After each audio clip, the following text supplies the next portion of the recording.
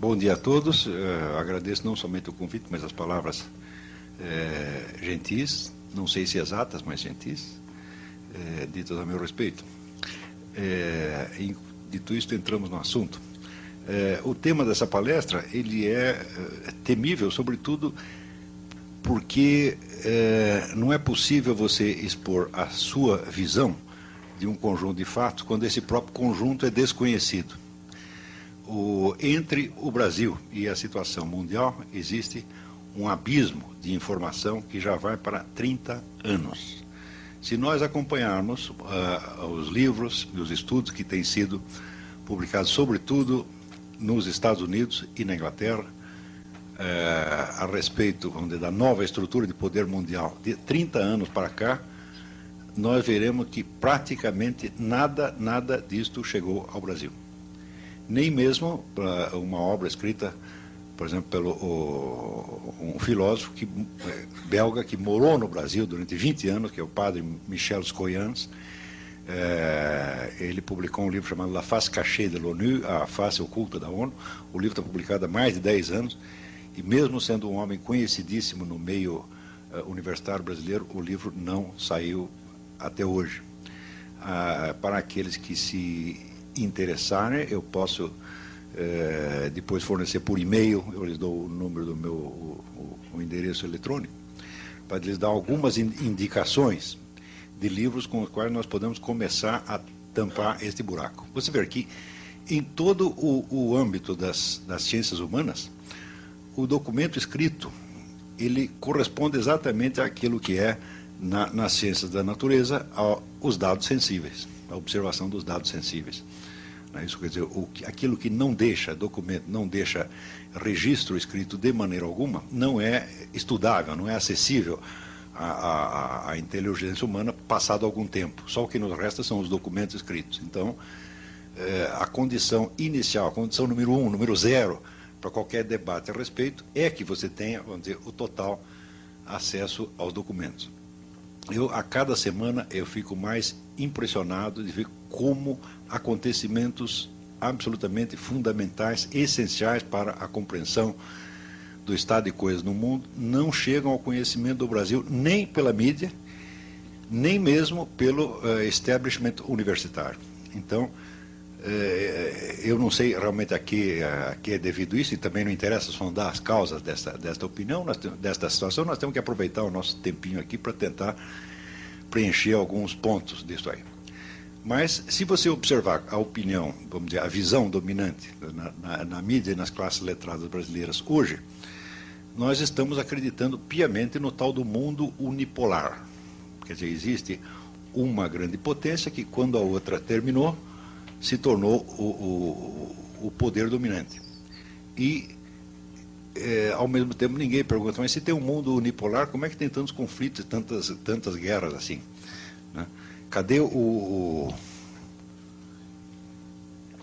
mundo onde existe duas expressões, é o mundo unipolar e pensamento único. No mundo onde você tem um poder unipolar e impera um pensamento único, como é que as pessoas conseguem brigar tanto? Esta pergunta deveria surgir quase que instintivamente, mas ela jamais surge.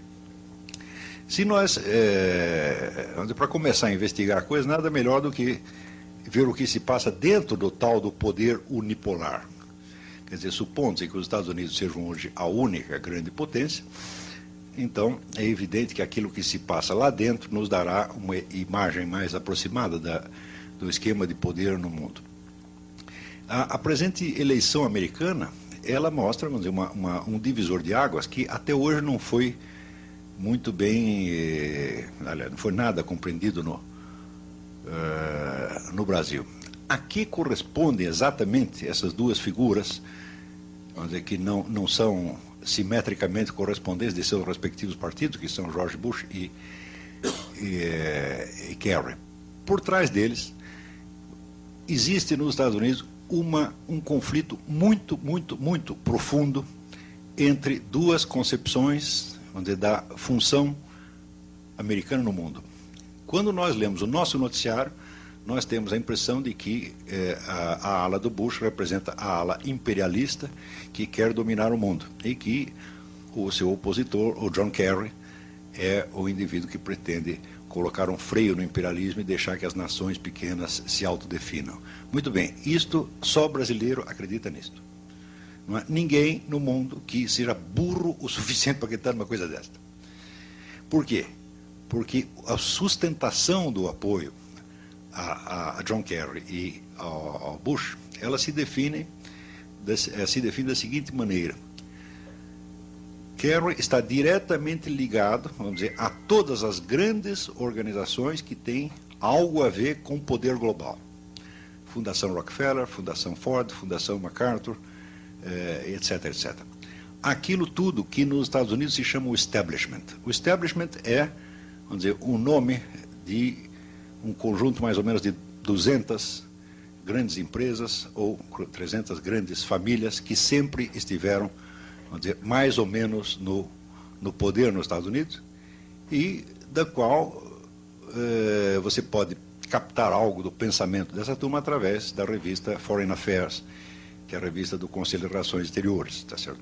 Se vocês estudarem a história do establishment, ele é exatamente o contrário do que se pensa dele no Brasil. Tudo que no Brasil se imagina como establishment, o establishment seria o topo do capitalismo, né? o comando geral do imperialismo yankee e seria o suprassumo da direita internacional. Quando você vai rastrear a história do establishment, você verá que desde o começo do século XX, em todas as eleições americanas, eles sempre apoiaram o candidato de tendência mais estatizante e socialista. Sempre, sempre e sempre. Qualquer sujeito que chegue lá com história de liberalizar a economia, ou com valores conservadores clássicos, nunca foi apoiado, com exceção do Reagan. O Reagan foi o único que apoiaram o candidato de tendência mais estatizante e socialista. Sempre, sempre e sempre. Qualquer sujeito que chegue lá com história de liberalizar a economia,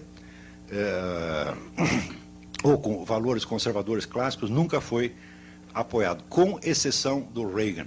O Reagan foi o único sujeito que conseguiu, vamos dizer, furar esta barreira.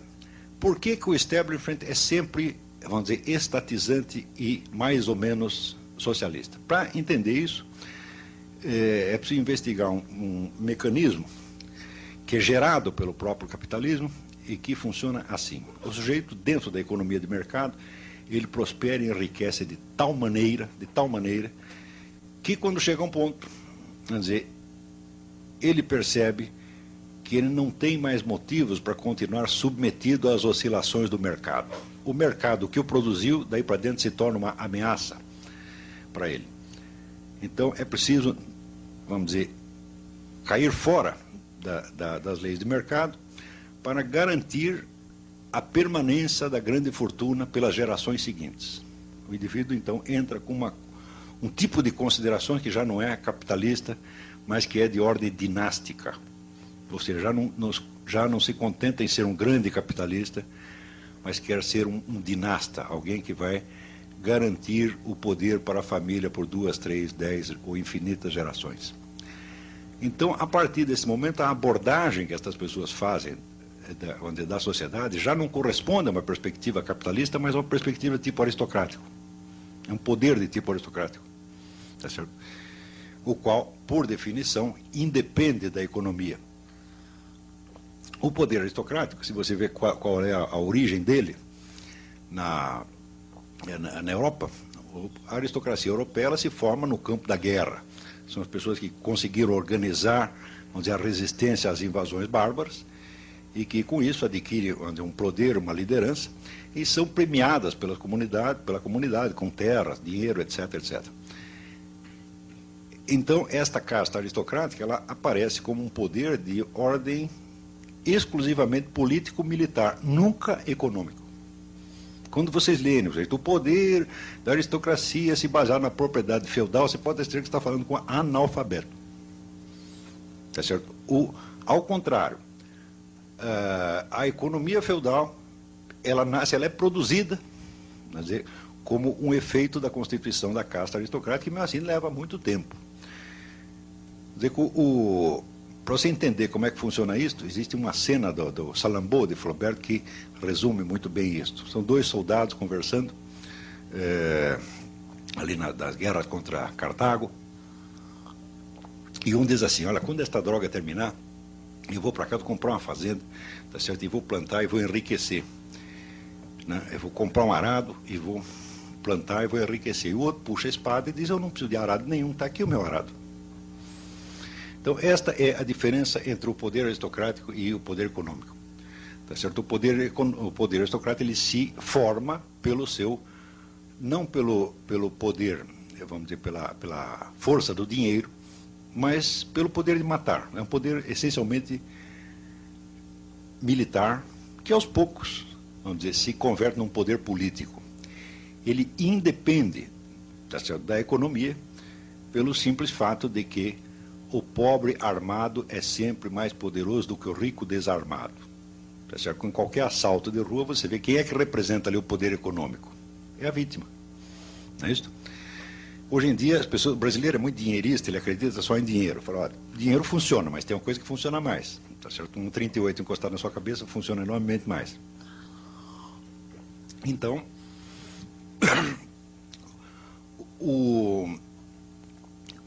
quando algumas, vamos dizer, grandes fortunas se tornam maiores ainda e começam a raciocinar em termos dinásticos, elas têm que vencer o próprio mecanismo da economia de mercado que as constituiu. E só tem um jeito de fazer isso, você tem que dominar o Estado.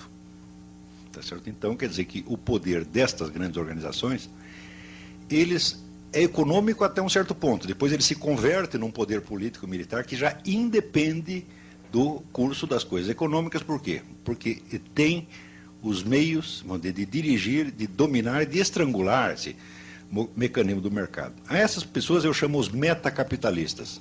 Metacapitalistas é que eles começaram como capitalistas, mas já transcenderam a condição de capitalista e se tornaram uma espécie de nova casta, casta aristocrática.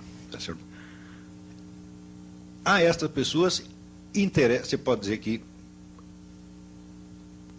o capitalismo como tal, o capitalismo liberal, não interessa mais. Então, qual seria a alternativa? O comunismo? É claro que não, porque há muitas décadas, claro que eles poderiam constituir um Estado comunista, você constitui uma nomenclatura, você domina o Estado e você fica lá eternamente, seria possível fazer isso. Politicamente sim, o que não é economicamente. Porque a economia comunista, a partir do instante em que você estatiza todos os meios de produção, ela se torna completamente inviável. Isso já foi demonstrado em 1922 pelo Ludwig von Mises, quando ele diz o seguinte, ele diz, olha, o que é o comunismo? O comunismo é a economia planificada, tá certo? Para você fazer a economia planificada, você precisa fazer um negócio chamado cálculo de preço. Como é que você faz o cálculo de preço? Através do mercado. Se você abole a economia de mercado, não tem preço, portanto não tem cálculo de preço, portanto não tem economia planificada. Então, quem quer que tenha acreditado por 2 minutos em economia comunista, tá certo? Acredita no quadrado redondo. Tá certo? Então, isso aí, vocês não pensem que a elite econômica ou que a elite governante soviética não sabia disso, sempre souberam. Tá certo? Então, economia, quem quer que diga, nós vamos aqui implantar uma economia comunista, você não vai não. O que você vai fazer é o seguinte, você vai chamar de comunismo e você vai criar um capitalismo subterrâneo clandestino que representará, como representou na Rússia, mais de 50% da economia. Tá certo? E em cima você vai maquiar com um planejamento comunista, feito todinho, exatamente como foram feitas as estatísticas soviéticas, na base, vamos dizer, de dados falsificados. As estatísticas soviéticas não é que elas eram falseadas, elas eram totalmente inventadas. Não havia lugar no mundo onde o governo ignorasse tão majestosamente a realidade da economia do que na União Soviética. Tá certo? Quer dizer, aquele que parecia ser a economia mais dirigida do mundo era a economia mais anárquica do mundo. Como é que você vê isso? Vocês já repararam como no dia seguinte da queda do comunismo apareceram milionários russos? Sim, do dia para a noite. Como é que pode ter tanto bilionário se não tinha propriedade privada dos meios de produção? Resposta, tinha, sempre teve. Só oficialmente é que não tinha. A cúpula soviética, então, deixava que esse capitalismo subterrâneo, vamos dizer, se desenvolvesse, porque era isso que sustentava a economia. Então, isso quer dizer que a cúpula do movimento comunista no mundo já sabe disto há 70 anos. E a fórmula mais tarde adotada pela China, que é o regime chinês atual, Quer dizer, nós temos uma estrutura de poder comunista em cima de uma economia mais ou menos capitalista. Esta é a grande fórmula para a neoaristocracia. Está compreendendo? Nós temos os dois tipos de poder. Nós somos os donos dos grandes grupos econômicos e nós somos os donos do partido. É por isso que você verá esses fenômenos que tantas pessoas não conseguem entender. Por que a Fundação Rockefeller financia o Fórum Social Mundial? Se eles são capitalistas, como é que eles financiam o comunismo? Digo, isso é só para quem não entendeu a sutileza do negócio, que na verdade é bastante simples. Depois de explicado, você entende como é que funciona isto. Eles podem fomentar a política socialista no mundo inteiro porque eles sabem perfeitamente que a tal da economia comunista nunca chegará a ser implantada, ela sempre ficará no meio. O socialismo meia-bomba. E no socialismo meia-bomba, quem ganha? Eles mesmos. Está entendendo? Então, só basta você fundar assim, Partido Nacional Socialista dos Trabalhadores do Rio Grande do Sul. Né? Vai lá, pede dinheiro para a Fundação Rockefeller, eles vão te dar. Agora, se você disser, não, nós queremos aqui uma fundação de ideais conservadores, judaico-cristãos, etc. Não, esse não pode. Por quê? Porque isso aí periga, né, de representar um problema sério para eles. A única coisa que eles temem realmente é o império das leis de mercado. Eles querem o mercado, mas o mercado deles, evidentemente. Então, é o meio mercado. É meio mercado e meio socialismo. Eu digo, perfeito, esta é a síntese, este é o regime chinês. Está compreendendo? Então, se você estudar a história do establishment, tá certo? Assim, empresa por empresa, pessoa por pessoa, ideia por ideia, assim, não nas grandes generalizações sociológicas, mas rastreasse um por um o que foi que o sujeito disse, você verá, por exemplo, que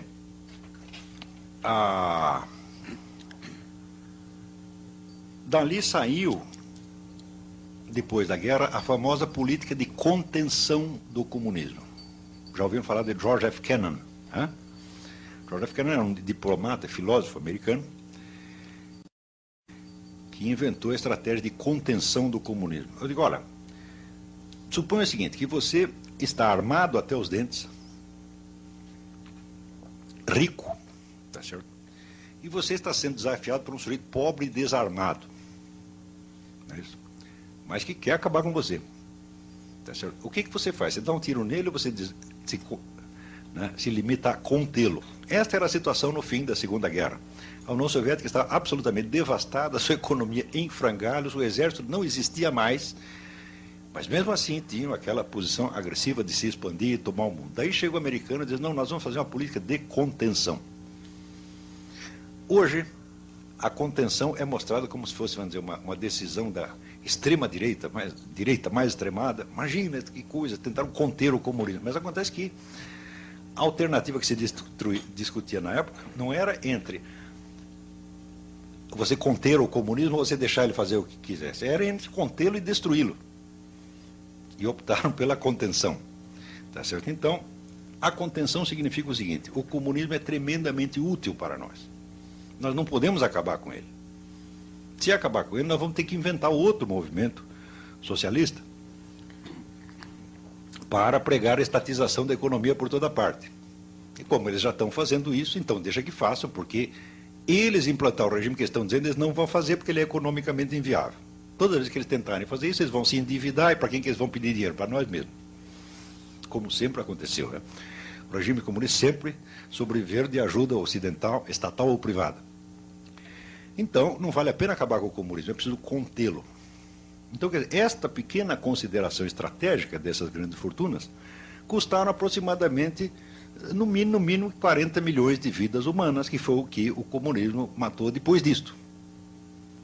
Então, as pessoas que tinham meios de liquidar com aquilo já depois da guerra, não liquidar, não, deixa crescer, é bom para nós. Então, quando as pessoas imaginam que essa grande elite econômica é cínica, eu digo, você não sabe o que é cinismo, põe cinismo nisso, é muito mais do que você está pensando. Então,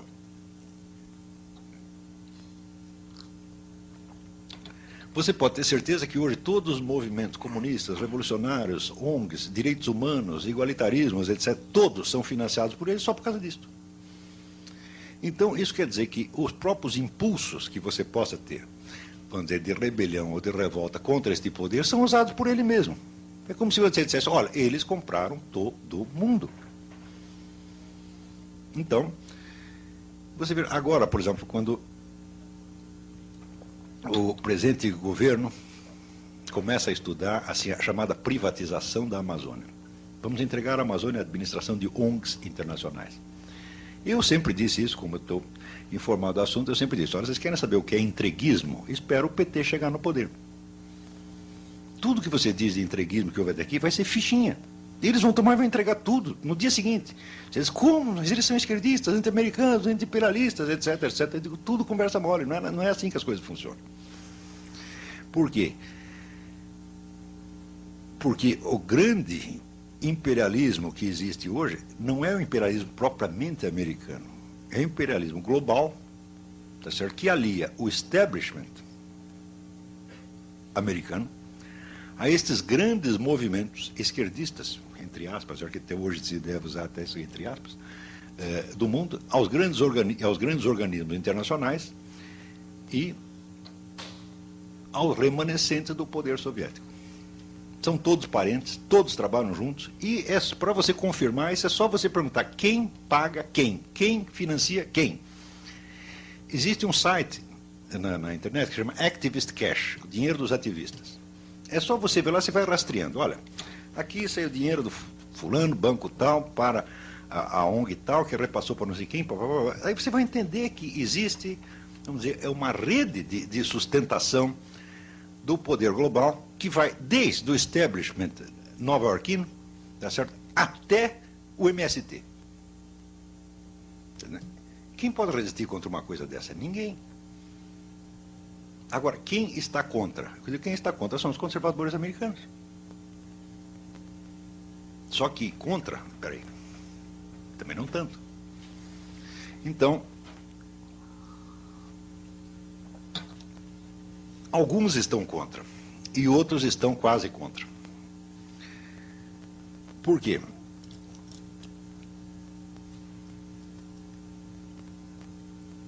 A sociedade americana, o grande segredo do sucesso dela é o que está explicado no livro do Alexis de Tocqueville, A Democracia na América, onde eles, olha, eles aqui conseguiram fazer uma coisa extraordinária, que é uma síntese de economia liberal com moral tradicional judaico-cristã. Só lá tem isto, mais lugar nenhum.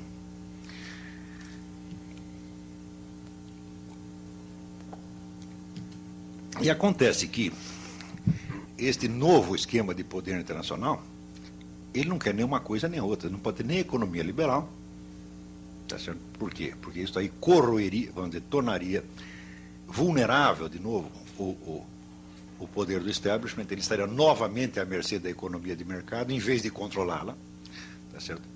E também não pode ter a moral judaico-cristã, porque se você tem uma moral estabelecida de ordem tradicional, então o povo se comporta de acordo com aquela moral.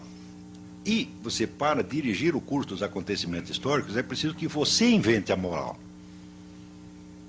Para você mudar a conduta das pessoas, você tem que ter os meios de, em poucos anos, você trocar os valores morais delas, tá certo? De modo que elas aceitem aquilo que antes consideravam inaceitável. Então, quando você vai ver toda a grande revolução dos costumes morais que tem no mundo, é o movimento gay, é isso, é aquilo, da onde sai a grana? Dali mesmo. Não porque eles estejam muito interessados em gays, etc. Claro que não. O que importa não é o conteúdo destes movimentos. O conteúdo é só para contentar os militantes. O que importa é o efeito real, o efeito objetivo que estas coisas têm na sociedade. Se você tem ao mesmo tempo, vamos dizer, centenas de movimentos corroendo os princípios morais antigos e propondo novos, o que acontece? Vamos dizer, a própria aceleração da mudança, tá certo? Torna impossível as pessoas se adaptarem seriamente a nova situação. Então você acaba vivendo de simulação.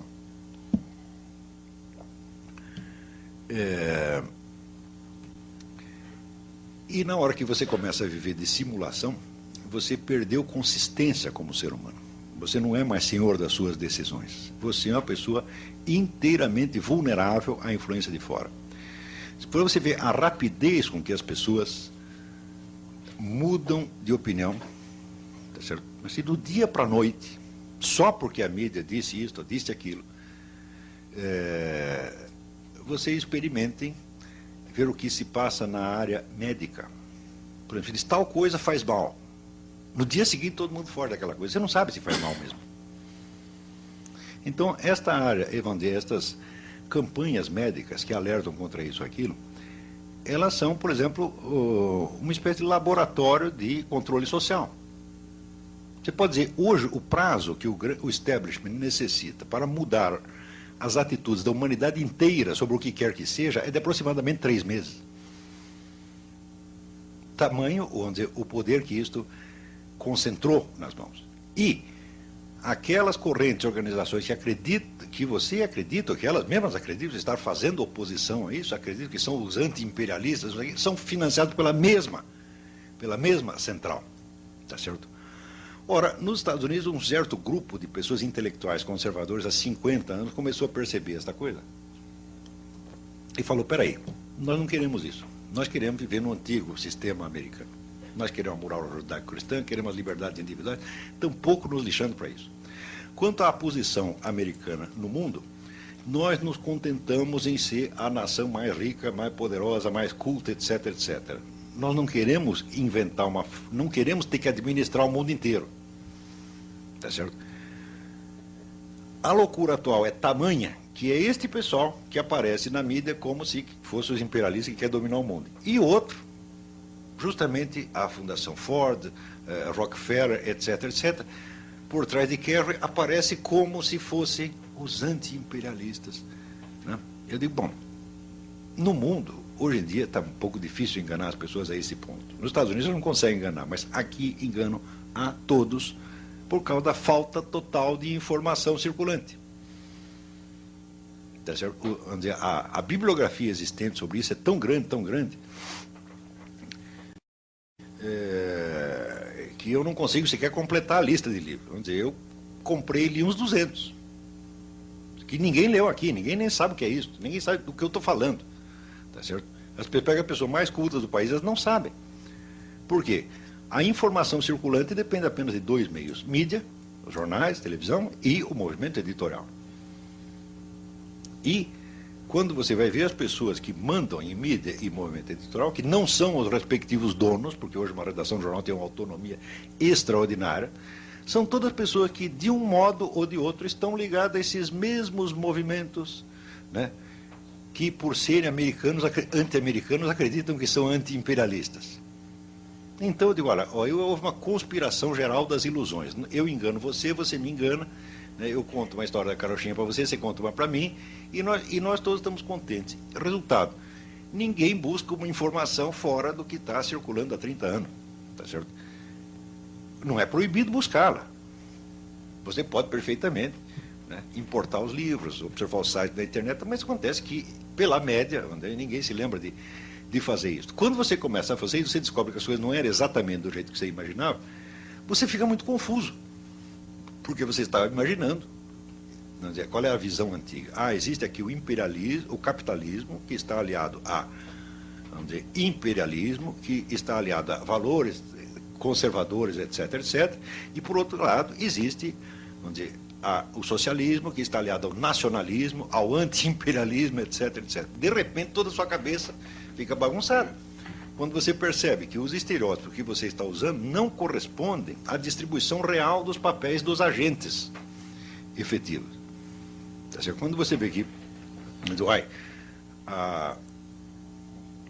veja só esse dado, por exemplo, eu lembro quando teve o Fórum Social Mundial, eu estava em Porto Alegre, né, e eu tinha ido dar um curso lá e me botaram num hotel de 5 estrelas. Tá certo? E de repente o hotel de 5 estrelas estava cheio de pés rapados. Tem um monte de casa, MST, sem terra, quer dizer, vocês sem terra num hotel de 5 estrelas. Eu digo, uai, como é possível uma coisa dessa? Eu, do meu bolso, não poderia pagar este hotel. Eu só estou aqui porque me chamaram por um dia para dar uma conferência. Como é que eles conseguiram aí? Quem pagou isso? Quando você vai ver da onde sai a grana, é Fundação Ford, Fundação Rockefeller, etc, etc. Fala, pera um pouquinho. Uma das boas maneiras de você saber qual é o sentido do que o sujeito está fazendo é saber de onde vem o dinheiro dele. Não é isso? Porque ninguém vai pagar para você fazer o contrário do que ele quer. Isso aí, você pagaria? Não é isso? Então, hoje em dia nós continuamos raciocinando e tentando escrever a situação internacional nos termos dos estereótipos dos anos 50. Tipo assim, o petróleo é nosso, né? A Amazônia é nossa. Eu digo, por exemplo, você quer defender a Amazônia contra quem? Contra o imperialismo yankee. Eu digo, mas você faça a lista das ONGs que estão lá, não tem nenhuma americana, porra. É belga, é alemã, e são todas, vamos dizer, reconhecidas pela ONU. Existe uma ONG que pode pedir registro na ONU, de maneira que ela passe a integrar o esquema da ONU. Tá certo? E todas as ONGs que estão lá são desse tipo. Então, claro que tem algumas que, vamos dizer, tem indivíduos e até grupos americanos que financiam, mas não tem nada a ver com o governo americano. O esquema está na ONU e não no governo americano. O governo americano esqueceu da América Latina há 20 anos. Ele não está fazendo absolutamente nada aqui. Vamos dizer, para disfarçar a tremenda penetração desse novo poder internacional, o pessoal fica gritando contra o imperialismo americano e acredita, por exemplo, que o imperialismo americano vai atuar através da ALCA. Eu digo, mas como pode ser através da ALCA se o tratado a ser discutido na ALCA não está nem escrito ainda, não houve proposta nenhuma? Como é que você pode dizer que uma proposta é escorchante se ela não foi feita? E se a redação da proposta incumbirá também a você? Né? É a mesma coisa assim, você quer fazer um negócio comigo? Vamos sentar e conversar. Você está querendo me roubar, esse é proposta leonina. Eu falo, mas eu não fiz nenhuma, pô. Então, a ALCA não existe, tá certo? E se ela existir, se ela vier a existir, então, a quem ela favorecerá? Supondo-se que haja um negócio leonino, a estes mesmos grupos, estes mesmos que subsidiam o MST, etc. É sempre a mesma coisa. Então, é o seguinte, olha, eu acredito mesmo que existe um mundo unipolar, mas não está nos Estados Unidos, embora uma boa parte de seus componentes sejam americanos mesmo. Para você ver como a gente enxerga as coisas invertido nesse país, faça uma análise do que aconteceu na Colômbia.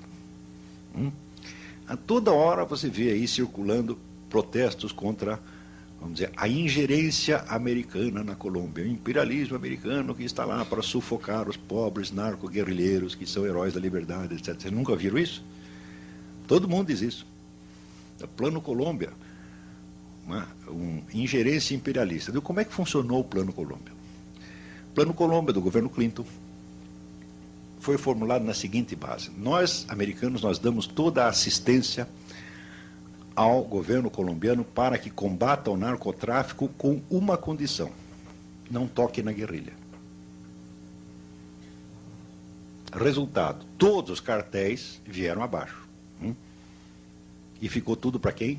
Para a Farc. Graças ao Plano Colômbia, a Farc se tornou, vamos dizer, o maior poder militar latino-americano com um orçamento superior ao de todas as forças armadas latino-americanas somadas.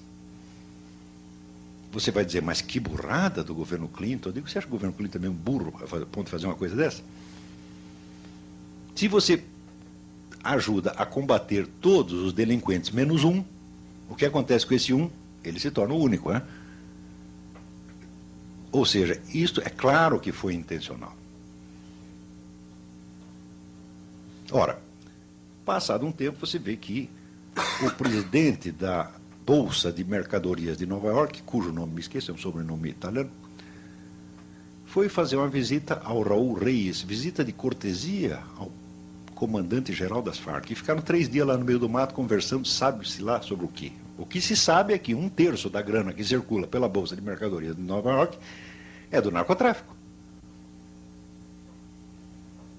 Então, você vê, o pessoal de fora fica achando assim, não, o imperialismo americano está sufocando, né, a pobre guerrilha. Eu digo, não está sufocando nada, está ajudando. Mas, vamos dizer, os estereótipos de que existe aqui o nacionalismo de esquerda contra o imperialismo americano ainda continua na cabeça de todo mundo. Ou seja, nós já estamos... Nós somos como um ator que, assim, que, olha, esse sujeito aqui está representando o Hamlet, está fazendo um baita sucesso no Hamlet, aí acaba a temporada do Hamlet e chamam você para representar o Otelo. Tá certo? E você chega lá no Otelo e continua, ser ou não ser, essa questão, etc. Você está a peça anterior está completamente deslocado da nova situação. Eu não digo que entenda perfeitamente a nova situação, não, também não entendo. Isso aí é muito complexo, é muito abrangente demais. Isso não é coisa para uma cabeça humana, isso é coisa para alguns milhares de cabeças humanas tentando pensar, tá certo? E, infelizmente, eu só tenho a minha. E pode ter certeza que ninguém está me ajudando a entender isso. Ao contrário, ninguém parece que quer entender. Na mídia, pelo menos, não querem. Quando você levanta essas perguntas, dá aquele mal-estar, aquela coisa assim, e todo mundo varre a poeira para baixo do tapete. Ou então inventa, não, você está falando isso porque você é um direitista extremado. Eu não sei se eu sou direitista extremado, não sei, estou querendo saber. Está entendendo? Para mim, as pessoas se definem por direita e esquerda, não pela análise que elas fazem da situação, mas pelo tipo de proposta que elas oferecem para um regime, não é assim? Eu nunca ofereci proposta nenhuma. Se perguntar qual é o melhor regime para o Brasil, eu falei, eu não sei, eu não tenho capacidade para inventar isso, não. Eu me limito a tentar investigar o que está acontecendo aqui. Então, quando o que está acontecendo é descrito em termos, vamos dizer, que desfavorece uma certa corrente que quer o poder, bom, ela vai dizer que você faz parte do inimigo. E como no Brasil ninguém pensa com a própria cabeça, quer dizer, cada um só repete o discurso que o partido mandou dizer, ou que o grupo mandou dizer, eles acham que eu estou fazendo a mesma coisa. Não, eu não pertenço a partido nenhum, organização nenhuma, igrejinha nenhuma, sociedade secreta nenhuma, está entendendo? Eu mal pertenço à minha família, está entendendo? Tá compreendendo? Não, porque eu passo 80% do tempo fora de casa. Quando chego lá, os caras não me conhecem mais, tá entendendo? Então, eu falo, olha, a única sociedade que eu estou ligado é aquilo ali, você está entendendo? Mesmo assim, é uma participação muito tênue, né? A minha... eu chego lá... eu estou entendendo, eu acho que eu estou mais ou menos... Mas se eu disser, vamos dizer que eu estou maluco. Porque ninguém... Ninguém tem mais a certeza de que você é um louco idiota do que o sujeito que ignora tudo sobre o assunto do qual você está falando. Não é isso? Quanto mais ignorante, tá certo? Mais ele vai estranhar o que você está dizendo. E daí o que você está dizendo vai parecer muito esquisito, então, evidentemente, o louco é você. Então, isso quer dizer que, no Brasil, na situação presente, a única força infalível, tá certo, em favor de um argumento é a total ignorância do assunto. Quanto mais ignorante, mais autoridade você vai ter. Tá certo? Por quê? Como o assunto é totalmente desconhecido por todo mundo, quem quer que tenha estudado o assunto dirá coisas esquisitas. Não é isso? Vamos dizer, para o caipira tudo é esquisito. Não é isso? Ele chega lá numa cidadezinha, tudo que você fala da cidade grande, para ele vai parecer esquisito. Então, aqui nós estamos mais ou menos nessa situação. A quantidade de informações que estão faltantes para a gente poder entender, para poder mapear a situação da nova ordem mundial, é enorme, é inabarcável. E eu mesmo comecei muito tarde. Eu comecei a colecionar livros sobre isso, vai fazer o quê? Uns 8 ou 10 anos? Eu devia ter começado 20 anos antes. Quer dizer, quando eu vejo vamos dizer, a profundidade, a seriedade das discussões que tem nos Estados Unidos, quer dizer, a consciência que as pessoas têm da complexidade da situação, e dos perigos da situação lá há mais de 20 ou 30 anos, e eu vejo, eu estou chegando agora, o pau está comendo aí, e no Brasil todo mundo está pensando que a briga é outra. Tá? Então, a sensação de estar realmente, sabe, num hospício é muito grande. Eu tenho essa sensação o tempo todo. Eu lembro do filme O Dr. Mabuse, do Fritz Lang. O Dr. Mabuse era um jogador trapaceiro que tomava dinheiro, ele hipnotizava o adversário e tomava toda a grana dele. Daí prendem o cara, né? Prendem e o juiz chega à conclusão de que ele não é bom da cabeça e manda ele para que ele não é só um criminoso, ele tem algo errado na cabeça dele, manda ele para o hospício. Então o que ele faz? Ele ajunta os loucos e monta uma revolução e os loucos tomam o poder. Entendeu? Eu digo, mas isso está acontecendo aqui. Nós conseguimos fazer um país que está totalmente fora da realidade universal. Aqui, por exemplo, a gente fala de Estados Unidos o dia inteiro.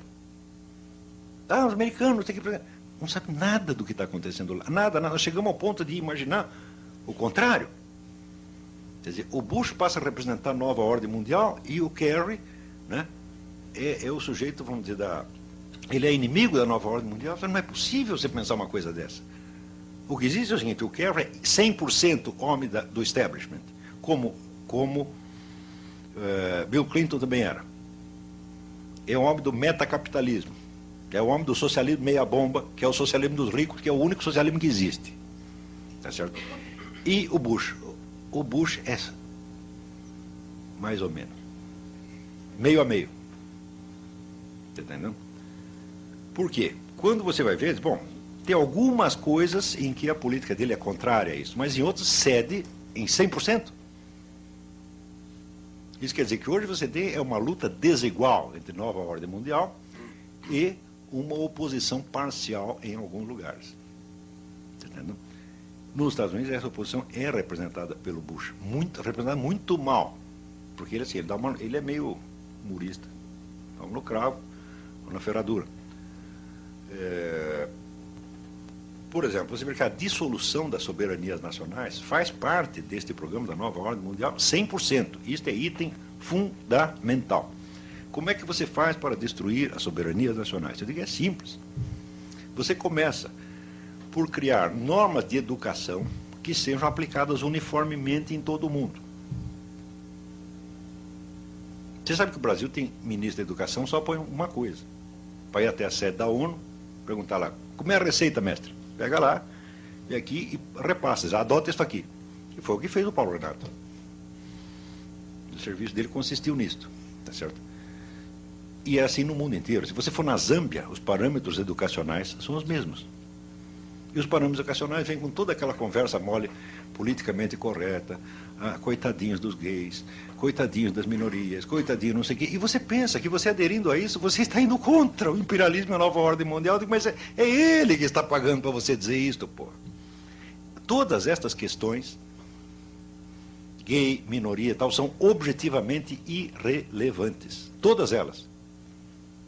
Só interessa a função que desempenham no conjunto. Você quer ser a favor de gay? Seja. Você quer ser a favor, você quer ser contra? Seja. Isto não influi nem contribui, como dizia o Paulo Francis. Entendeu? Isto não fede nem cheira. O que importa é que tem que ter, entre aspas, movimentos sociais. Um montão de movimento social. Quanto mais movimento social tem, você cria, assim, por exemplo, conexões, redes internacionais. Você cria aqui, sei lá, a associação em prol das crianças carentes de cor verde com bolinhas. Entendeu? Então, imediatamente aquilo será integrado, vamos dizer, na rede internacional criada pela ONU, vai circular verba para este movimento, tá certo? E você criará lealdades internacionais que são muito mais profundas do que qualquer lealdade nacional. Qualquer pessoa ligada a qualquer movimento social no mundo, ela está mais, vamos dizer, o vínculo político dela é muito mais com a rede internacional do que com o seu país. Então, imediatamente, acabam as soberanias. Você não precisa acabar com elas no papel. Porque, veja, a grande mudança social, cultural e política que está sendo implantada no mundo, ela não é uma obra de improviso. As pessoas ficaram 100 anos pensando isto. Quando surgiu o primeiro plano de nova ordem mundial? Surge em 1650 com um sujeito chamado João Amos Comenius. É um educador, nascido parece na Morávia, Quando você vê o plano do Comênios e você vê a estrutura da ONU, eu digo, mas é o plano do Comênios, igualzinho. Isto veio sendo discutido em elites intelectuais e financeiras e políticas no mundo durante todo este tempo. Entendeu? A bibliografia existente em torno é absolutamente inabarcável. Se você disser, olha, eu quero fazer uma história das ideias de nova ordem mundial, você vai dedicar a sua vida e não vai terminar. Por volta de, no fim do século XIX,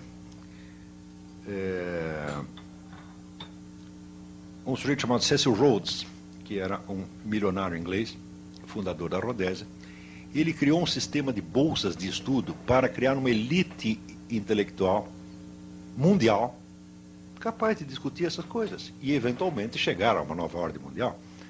Não se trata de uma conspiração, como as pessoas dizem. Não, tudo isso é público. Tá certo? Se torna um pouco misterioso para o cidadão comum por um motivo muito simples. São ações de tão longo prazo que ultrapassam o prazo de vida das pessoas. São planos feitos para 100, 200 ou 300 anos depois. E isso, na cabeça do cidadão comum, é invisível. Como é invisível, ele vai dizer que é uma conspiração. Então, mas neste mesmo momento, enquanto nós estamos discutindo e conversando sobre isso aqui, você pode ter certeza que tem umas 100 ou 200, tá certo? Comissões da ONU, think tanks, elites universitárias, etc., etc., discutindo novas modificações políticas, culturais, etc., que resultarão na mundialização do poder. Eles fazem isso dia e noite. Praticamente não se faz outra coisa no mundo senão fomentar a tal da nova ordem mundial, seja sob o aspecto de servi-la diretamente, seja sob o aspecto de você criar uma pseudo-oposição que já está financiada e controlada por ela. Estão compreendendo? Qual é a nossa posição no meio disso? A resposta é simples. Nós não somos nada, nós não mandamos absolutamente nada e nós sequer sabemos o que está acontecendo. Nós somos o marido traído, o último a saber. Tá certo? Então, o que é para fazer? Como é que vamos orientar a nossa política? Não dá para orientar a política. Primeiro, você teria que tentar saber o que está acontecendo. A minha sugestão é essa. Vamos começar a estudar o problema. Vamos nos informar e vamos saber. Tá certo? Vamos tentar nos atualizar com as melhores discussões que tem a respeito. Tá certo? Claro que circula muita bobagem contra a nova ordem mundial também, porque tem pessoa que fica assustada, fica traumatizada, fica um horror, tá certo? Então, daí cria uma literatura de tipo teoria da conspiração. É claro que a palavra conspiração, a própria ideia de conspiração é de uma imbecilidade fantástica. Ninguém faz uma conspiração para vencer depois de morto, faz? A conspiração é um empreendimento político determinado para o sujeito alcançar um resultado concreto. Uma coisa que atravessa 100, 200 anos, fala, não tem conspiração nenhuma. O que você tem, vamos dizer, é uma continuidade de uma ação histórica, tá certo? Que, na quase totalidade dos casos, não tem absolutamente nada, nada, nada de secreto, mas que às vezes ultrapassa um pouco a imaginação das pessoas, do cidadão comum. Mas nós não somos cidadãos comuns. Nós somos gente de estudo, nós somos uma elite universitária, tá certo? Nós somos gente letrada, nós temos outras obrigações. O cidadão comum, o homem que está aí varrendo a rua, ele não tem obrigação nenhuma de entender isso e nem de tentar entender, mas nós temos. Você quer me ver ficar bravo? É chegar um sujeito para você com um diploma universitário, às vezes professor universitário, dá um palpite sobre um assunto que ele não entende absolutamente. E daí você sugere 2 ou 3 livros para eles. Olha, você, para entender esse assunto, você precisa ler esses livros. E daí o sujeito protesta, diz, não, você vem com pedantismo para cima de mim. Diz que se você acha que você se informar sobre o assunto é pedantismo. Agora, me responda o seguinte, se você não tem interesse pelo assunto suficiente para você ler alguns livros, por que eu devo ter interesse ao ponto de ouvir a sua opinião? Por que eu vou me interessar por um assunto que não interessa àquele que está falando dele? Não é um absurdo total. Não é isso? Ademais, vamos dizer, os livros, em assuntos das ciências humanas, os livros não são, vamos dizer, um pedantismo, uma erudição que você colocou em cima. Eles são o documento. Eles são a matéria-prima da discussão. Documento escrito é tudo, é 100%, é tudo o que nós temos. Como é que um juiz vai julgar um processo? Ele vai se transportar, vamos dizer, telepaticamente e retroagir, tipo o Exterminador do Futuro, ele retroage ao passado para ele lá, né, assistir o crime. Então ele não pode fazer nada disso, ele depende de um negócio que chama os autos. O que é os autos? Papel. Papel escrito. Tudo nas ciências humanas é assim, porra. Então eu digo, olha, o material para nós discutirmos o assunto são tais livros, tais trabalhos publicados em... Tem três coisas. Você tem livros, você tem trabalhos publicados em revistas científicas e você tem documentos originais. Você tem que ter tudo isso na mão. A hora que você juntou o conjunto da documentação, bom, então eu dominei as informações básicas. Agora vamos começar a pensar em cima. Tá certo? Mas o sujeito já está pensando sem nada disso. Daí você quer dar os documentos, não, eu não quero. Você já pensou, o juiz que já jogou o processo, daí você chega com o saldo, só que excelência. Não, não quero. Isso é pedantismo. Eu juro para você que eu até hoje não participei de uma discussão pública em que não tivesse alguém dizendo isso, ou todos. Já assim, já tem pessoa que chegou a romper relações comigo por causa disso. Diz, olha, meu filho, a bibliografia básica, a informação básica sobre esse assunto que eu estou falando, são tais livros. Eles consistem em matéria-prima. Você lê isso, você se informa, e daí você cria a sua opinião, e daí vamos discutir. Mas por enquanto não, nem começou. Você está entendendo? Daí a pessoa recusa. Não, isso aí é pedantismo, você quer me impor, você quer bancar a autoridade. Eu não estou entendendo o que você está querendo dizer. Para mim, prepotência, autoridade, é o contrário. Você não precisa dos documentos, você já jogou. Né? Eu tenho apenas um cérebro humano. Eu, para entender alguma coisa, negócio, eu primeiro preciso me informar, dá um trabalho miserável. Em grande parte dos casos eu não entendo coisa nenhuma do que estou estudando. Leva anos para você entender alguma coisa. Mas você não, meu filho. Você, assim, você já sacou tudo, já sabe. Tá certo? Já julgou. Se nós continuarmos fazendo isso com relação a essa nova ordem internacional, o Brasil não chegará a 2010 como país soberano. Não chega mesmo. Para desfazer esta coisa aqui, é muito mais fácil do que vocês imaginam. Porque se entregar mesmo a administração da Amazônia para essas ONGs, quem vai protestar? Ninguém pode protestar. Porque toda a oposição, entre aspas, nacionalista, esquerdista, anti-imperialista, está vinculada a essas mesmas ONGs. Está entendendo? Então, justamente aquelas pessoas que estão sempre preocupadas em defender a soberania nacional, essas não vão ficar quietas.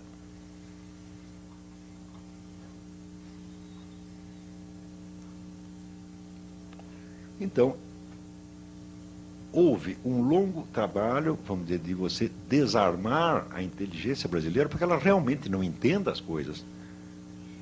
E na hora que a situação está bem confusa, aí você dá o passo, e diz aqui, entregamos a administração para as ONGs. Não vai haver condição de você articular uma oposição a isso, porque as pessoas não estão nem entendendo. Como é que nós vamos fazer oposição se eles estão entregando para os índios, e se a gente estava lutando em favor dos índios? Então, o que é comprometer a pessoa? Está todo mundo com o rabo preso numa coisa ou na outra. Não com o rabo preso financeiramente, por corrupção, não, mas pela concepção e pelos valores que tem defendido.